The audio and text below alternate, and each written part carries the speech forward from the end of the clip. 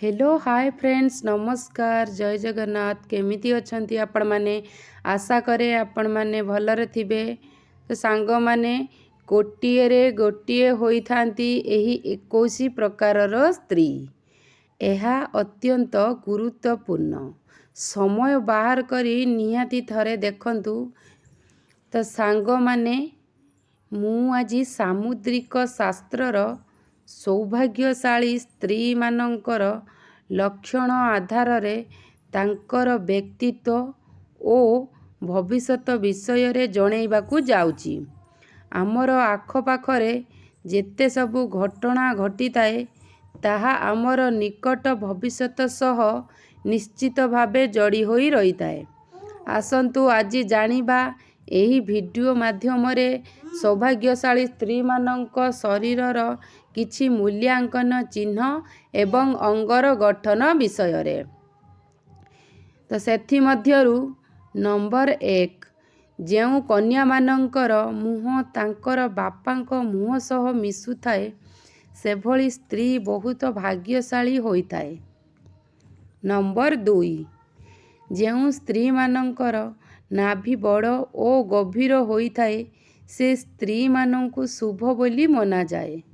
जेउ स्त्रीर नाभि बड़ ओ गभीर हेबा सहित डाहाण पटकू मोड़ी होई रहिताए एमिति स्त्री धन संपत्ति एवं संतान संतति रे संपूर्ण होइतांती एवं सुख समृद्धि तांको पाद स्पर्श करिताए। नंबर 3 जेउ कन्या मानंकर जंग हृष्टपृष्ट ओ मांसल होइताए सेमाने बहुत भाग्यशाली होइतांती। एही कारणरू तांकर स्वामींकर घर ओ गाड़ी आदिर सुख भल भावरे प्राप्ति होइताए। नंबर 4 जेउ स्त्री मानंकर आगपट हाथी परी उठिकी रहिताए सेपरी स्त्री बहुत भाग्यशाली होइतांती से तांक स्वामींक पाई भाग्यशाली होइतांती। नंबर 5 जेउ स्त्री मानंकर नाभि रे आखपाखरे कला जाइताए सेपरी स्त्री भाग्यशाली होइताए। नंबर 6 जदि आपण कन्या देखिबा पाई जाउछंती तेबे एही कथा उपरे विशेष ध्यान देबा उचित कि कन्यार पाद कानी आंगुठी जदि भूमि को स्पर्श करुथाए तेबे स्त्री को शुभ बोली मना जाए।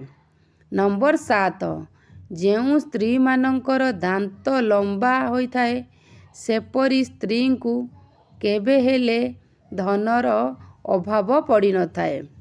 नंबर 8 जेउ कन्या मानंकर पादरे शंख चक्र पद्म चिन्ह थाए सेपरी स्त्री अत्यंत सौभाग्यशाली होइथाए। एमिति स्त्री जीवन रे केबे पछ घुंचा दियंती नाही।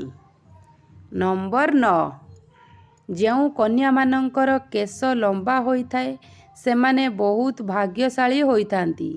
एही स्त्री माने निजर भाग्य बदल रे सबु जिनिसर अधिकारी होइतांती।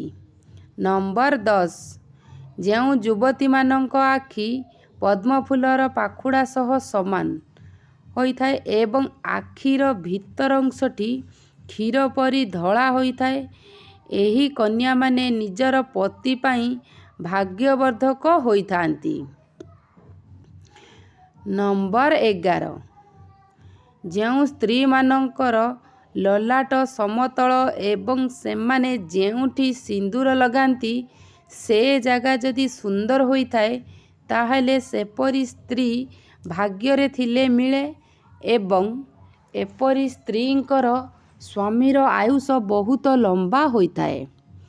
नंबर 12 जदि युवती मानंक चुटी घन कला एवं कुंचिकुंचिका होई तळकू मोड़ी होई रहिताए ताहेले एमाने बहुत भाग्यशाली होइथांती।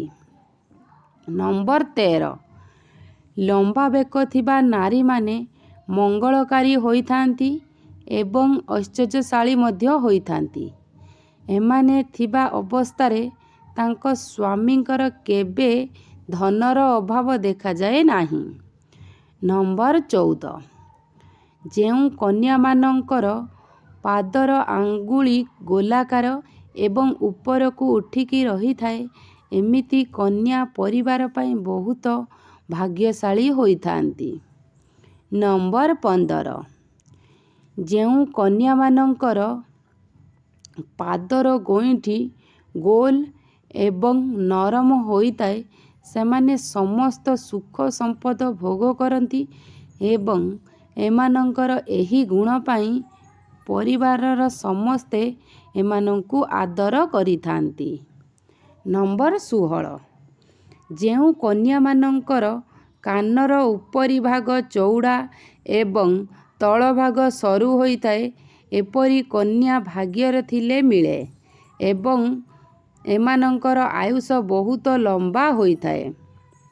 ନମ୍ବର 17, ଯେଉଁ ସ୍ତ୍ରୀମାନଙ୍କର ପାଦର ଗଇଁଠି ସର୍ପାକାର ଓ ତ୍ରିକୋଣ ଚିହ୍ନ ରହିଥାଏ, ଏପରି ସ୍ତ୍ରୀ ଭାଗ୍ୟରେ ଥିଲେ ମିଳେ।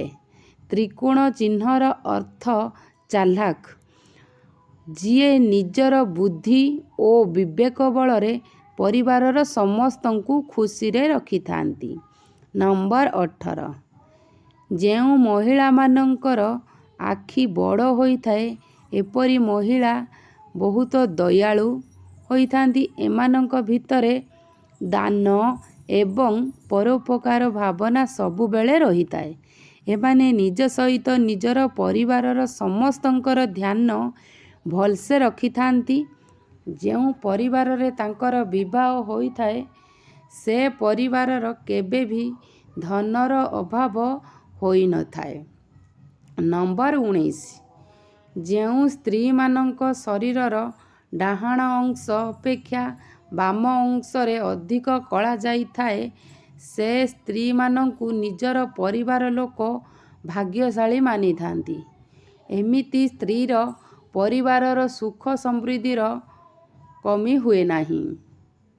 ନମ୍ବର 20, କନ୍ୟାମାନଙ୍କର ମଥାରେ ମଝି ଅଂଶରେ କଳା ଯାଇଥିଲେ, ସେ କନ୍ୟାର ବିବାହ ଅତ୍ୟନ୍ତ ଧନୀ ସମ୍ପନ୍ନ ବ୍ୟକ୍ତିଙ୍କ ସହ ହୋଇଥାଏ। ନମ୍ବର 21, ଯେଉଁ କନ୍ୟାମାନଙ୍କର ପାଦ ଲମ୍ବା ହୋଇଥାଏ, ସେମିତି କନ୍ୟା ମା ଲକ୍ଷ୍ମୀଙ୍କର ସ୍ୱରୂପା ହୋଇଥାନ୍ତି। ତାଙ୍କର ବିବାହ ଯେଉଁ ଘରେ ହୋଇଥାଏ, ସେଠି ଅଭାବର ଛାୟା ପଡ଼େନି। ତ ସାଙ୍ଗମାନେ, ଏଥି ସହିତ ଭିଡ଼ିଓଟି ମୁଁ ଏଇଠି ଶେଷ କରୁଛି। ଯଦି ମୋ ଭିଡ଼ିଓ ଆପଣଙ୍କୁ ପସନ୍ଦ ଆସିଥାଏ ତ ନିହାତି ଲାଇକ୍ କରିବେ, କମେଣ୍ଟ କରିବେ, ସେୟାର କରିବେ, ସବସ୍କ୍ରାଇବ୍ କରିବାକୁ ଭୁଲିବେନି। ନମସ୍କାର, ଜୟ ଜଗନ୍ନାଥ।